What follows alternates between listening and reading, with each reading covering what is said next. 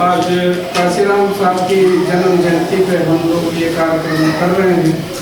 महापुरुषों की जन्म जयंती हम लोग इसलिए मनाते हैं कि हम उनसे प्रेरणा ले सकें।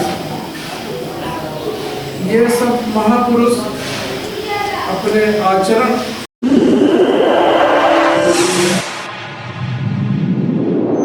इस न्यूज चैनल पर जो भी वक्ता ने कहा वो उसकी अपनी राय है, जिसकी पुष्टि नेशन न्यूज इंडिया नहीं करता। धन्यवाद। और विचारों में आज भी जिंदा है। हम उनका अनुकरण किस सीमा तक, किस हद तक कर रहे हैं, मूल्यांकन तो हमें अपने को खुद करना चाहिए। हम उनके विचारों का मूल्यांकन करने की हैसियत नहीं रखते हैं। उनके जो विचार हैं वो उस समय एक रिजल्ट में कन्वर्टेड हुए, एक परिणाम में परिवर्तित हुए। इससे बड़ी बात और कुछ हो नहीं सकती। तो हम कुछ भी करें, पढ़े लिखे शिक्षित लोग हैं, तो जो भी काम करें अगर रिजल्ट ओरिएंटेड वर्क नहीं है तो यही मूल्यांकन होता है कि इसका परिणाम क्या रहा है। हम जो कुछ भी कर रहे हैं, संगठन बना रहे हैं, काम कर रहे हैं, इसका रिजल्ट क्या रहा है समाज पर, जिसके लिए हमने संगठन बनाया।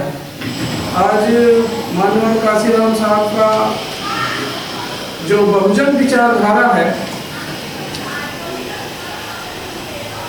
माननीय काशीराम साहब ने ये बहुजन विचारधारा और बहुजन समाज पार्टी के वे संस्थापक प्रेरणा स्रोत, इस विचारधारा में ही बहुत कुछ दिखता है, परिलक्षित होता है। बहुजन वर्ड ही, बहुजन शब्द ही अपने आप में इतना व्यापक है कि जो माननीय काशीराम साहब ने इस संगठन को कैडर बेस ऑर्गेनाइजेशन बनाकर सामाजिक और आर्थिक परिवर्तन की रूपरेखा प्रस्तुत की। ये विचार बहुजन नायकों से, चाहे वो तथागत बुद्ध, कबीर, रैदास, गुरु नानक देव जी, छत्रपति साहू जी महाराज, ज्योतिबा फुले और बाबा साहब के विचारों को सम्मिलित करके माननीय काशीराम साहब ने बहुजन समाज बनाने का एक रास्ता प्रशस्त किया। ये कार्य सबसे पहले बाबा साहब ने एक बिखरे हुए समाज को, जो 1, 2, 4, 5 नहीं 6000 से अधिक जातियों में बिखरा हुआ समाज, उसको 3 जगह पे, अनुसूचित जाति, जनजाति और पिछड़ा वर्ग, इसको मिला के एक क्लास बनाने की कोशिश की। बाबा साहब मार्क्स से बहुत प्रभावित थे। मार्क्स की थ्योरी हैव्स और हैव्स नॉट की है, क्लास स्ट्रगल है, वर्ग संघर्ष है। मगर यहीं पे बाबा साहब ने कहा कि क्लास स्ट्रगल, मार्क्स का यह सिद्धांत इंडिया में प्रभावी नहीं हो सकता। यहाँ क्लास नहीं है, यहाँ कास्ट है।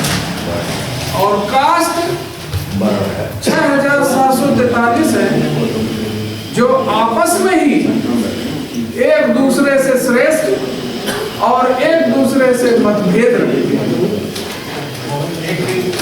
यह काम बहुत कठिन है। बाबा साहब ने उनकी विद्वता, उनकी महानता, उनकी सोच ने यह काम बहुत आसान सा कर दिया। एक मार्ग प्रशस्त कर दिया बहुजन समाज के निर्माण या क्लास के निर्माण के लिए। और उससे भी बढ़कर माननीय काशीराम साहब ने अनुसूचित जाति, अनुसूचित जनजाति, पिछड़ा वर्ग और धार्मिक अल्पसंख्यक को भी इसमें शामिल कर बहुजन समाज का निर्माण, बहुजन समाज की सोच क्लास बनाने की, एक वर्ग बनाने का सोच, ये बाबा साहब की सोच के आधार पर और भारत का संविधान भारत की सामाजिक, आर्थिक सभी समस्याओं का ब्लूप्रिंट है।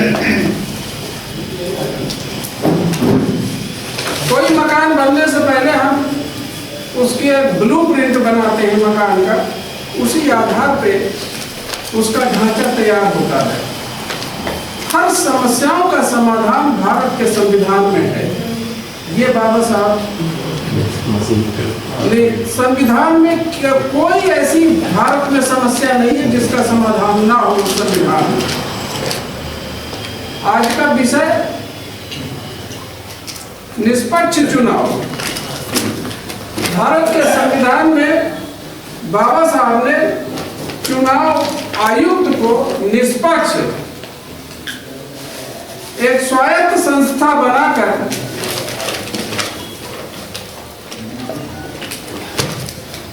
निष्पक्ष चुनाव के पूरे अधिकार, असीमित अधिकार चुनाव आयुक्त को दिए हुए। आर्टिकल 24 में किसी भी परिस्थिति में चुनाव आयुक्त को यह अधिकार है कि कोई भी निर्णय ले सकता है।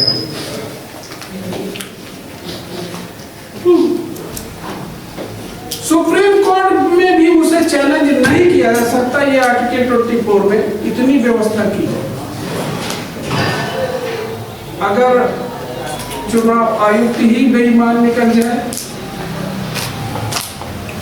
और अगर भारत की कोई भी संविधान से बनी स्वायत्त संस्था निरंकुश निकल जाए तो ये गलती किसकी है? सुप्रीम कोर्ट भी नहीं सुधार सकता।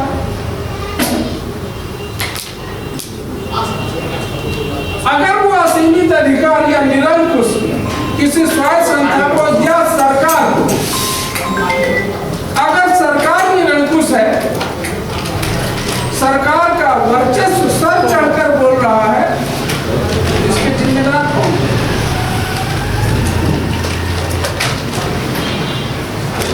अगर बाबा साहब के संदर्भ में हम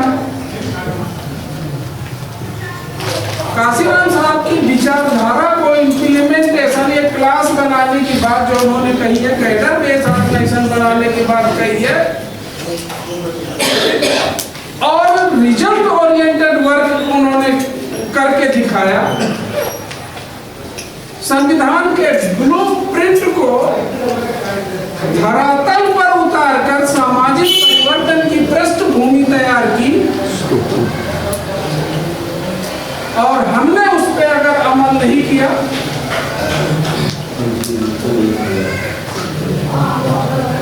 एक प्रश्न आज मैं ज्यादा नहीं बोलना चाहता। मेरे गुरुजी और हमारे सम्राट जी गौतम साहब सब लोग बैठे हुए हैं। अगर संविधान या स्वायत्त जो चुनाव आयोग की स्वायत्तता पे संदेह, चुनाव आयोग या सर्वोच्च न्यायालय पे संदेह, तो कोई ऐसा तो प्राविधान संविधान में होगा जिससे संविधान को बचाया जा सके, लोकतंत्र को बचाया जा सके। कुछ सोचा है आप लोगों ने? कोई तो ऐसा प्राविधान, बाबा साहब ने जब संविधान इतना बड़ा लिखा तो कुछ तो ऐसा किया होगा कि किसी भी हालत में संविधान और लोकतंत्र को बचाया जा सके। कुछ हमारे विद्वान लोग बैठे हैं, कुछ तो सोच होगी। सुप्रीम कोर्ट के वकील साहब भी हैं। जो मेरी एक सोच है, मैं आज आपको लोगों के समक्ष शेयर करना चाहता हूँ। अभी आपने जिक्र किया था पूना पैक्ट के माध्यम से सेपरेट इलेक्ट्रोड और डुअल वोट सिस्टम जो अधिकार कम्युनल अवार्ड से प्राप्त किया था बाबा साहब ने, ये बड़ी उपलब्धि थी इस बहुजन समाज के संरक्षण के लिए, इस देश में क्रांतिकारी परिवर्तन के लिए ये बहुत बड़ा हथियार था। मगर वो उस एकल जो सेपरेट इलेक्ट्रोड कायम ना रह सका। जो भी कहानी है बहुत लंबी है। पूना पैक्ट हुआ और बाबा साहब को मजबूरन पूना पैक्ट पे साइन करना पड़ा। डुअल वोट सिस्टम का अधिकार चला गया। सेपरेट इलेक्ट्रोड की जगह संयुक्त निर्वाचन और रिजर्व सीटों की व्यवस्था बाबा साहब ने संविधान में की। क्या ये हथियार नहीं है? कुछ भी किसी भी कीमत पे बाबा साहब की तो ये सोच थी और कहा भी था कि मेरे लोग जब अपने राइट टू वोट और इस वोट की कीमत सबकी जो बराबर है तो बातें हैं इसमें। अगर इसका सही उपयोग कर लिया तो जो आरक्षित सीटें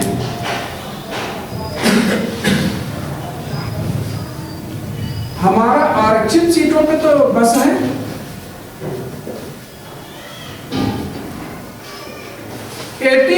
सीट अनुसूचित जाति के लिए, 47 अनुसूचित जनजाति के लिए, 131 सीट होती है। इन 131 सीटों में 54 सीट भारतीय जनता पार्टी के पास में है अनुसूचित जाति की, और 47 में 43 सीटें अनुसूचित जनजाति की, और पूर्ण बहुमत की सरकार चल रही है। ये अगर 131 सीटें और 131 सीटों में अनुसूचित जाति और अनुसूचित जनजाति के लोगों की बहुलता है।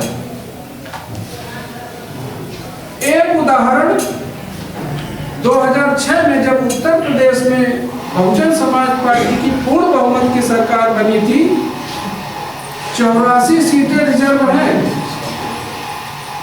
उत्तर प्रदेश में अनुसूचित जाति के लिए, जनजाति के लिए केवल 2 हैं। 62 सीटें सोनभद्र वाली, सोनभद्र वाली नहीं। अच्छा चलो 84 रह गई, वो 86 थी। हाँ सर 86 थी तो 84 रह गई। 2006 के चुनाव में 7 के चुनाव में 62 सीटें बहुजन समाज पार्टी ने जीती थी और पूर्ण बहुमत की सरकार बनी। आप ये कह रहे थे, आप ये एक आलोचना का विषय है, अकेले चुनाव लड़के क्या करोगे? कुछ नहीं मिलेगा, एक सीट भी नहीं आएगी, 0 आएगी।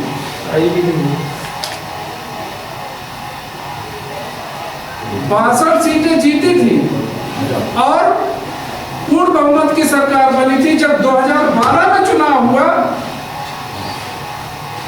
तो समाजवादी पार्टी ने 58 सीटें जीती थी, रिजर्व की, और उसकी सरकार बन गई पूर्ण बहुमत की।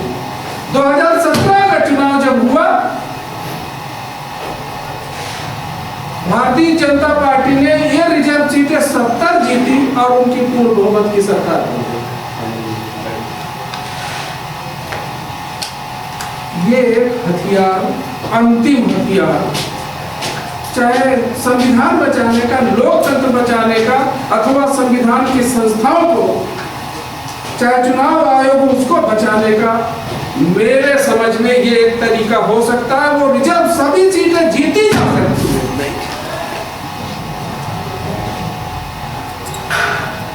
उनमें अनुसूचित जाति, अनुसूचित जनजाति का बाहुल्य 50% से अधिक उनकी वोट है, वो सारी जीती जा सकती है। ये उत्तर प्रदेश के चुनाव में हो चुका है।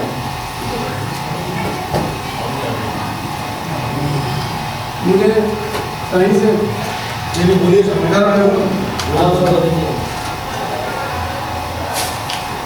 यहाँ मैं ये बात इसलिए कह रहा हूं कि बाबा साहब की ये सोच तो रही होगी कि आखिरी में अगर कुछ ना बचा तो कैसे संविधान बचेगा। इस 131 सीटों में अनुसूचित जाति, अनुसूचित जनजाति,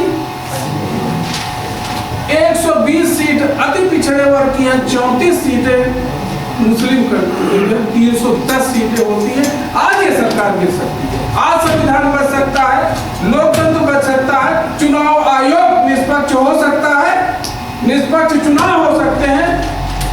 ये जो गद्दार लोग हैं, ये जो चमचा युग काशीराम साहब का नहीं याद दिलाना चाहता, ये जिम्मेदार कौन लोग हैं, इनको जिताने वाले कौन लोग हैं।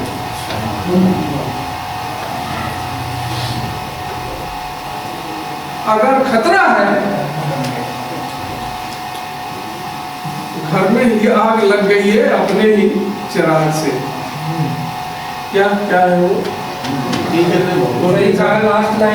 लास्ट लाइन ये जो अपने चिराग है, हम आज जो है ना तो हम जयंती मनाते हैं, अभी काशीराम साहब की मना रहे हैं, 14 अप्रैल को मनाएंगे बाबा साहब की, ना हम बाबा साहब की अमूल्य धरोहर भारत का संविधान, उसके द्वारा प्रदत्त लोकतंत्रात्मक शासन पद्धति को समझ पाए, न अम्बेडकर वाद को समझ पाए, न अम्बेडकर को समझ पाए और न काशीराम साहब।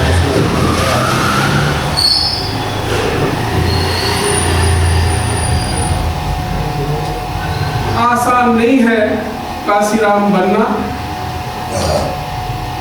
काशीराम बनने का मतलब है ईंट का नींव की ईंट बनना, जीवन का समर्पण, संगठन की अनुशासन, त्याग, धैर्य, बलिदान। अंतिम शब्द के साथ काशीराम तेरी नेक कमाई, तूने सोती कौम जलाई। धन्यवाद साहब। बहुत बहुत धन्यवाद। साधुवाद माननीय श्री आर वर्मा जी।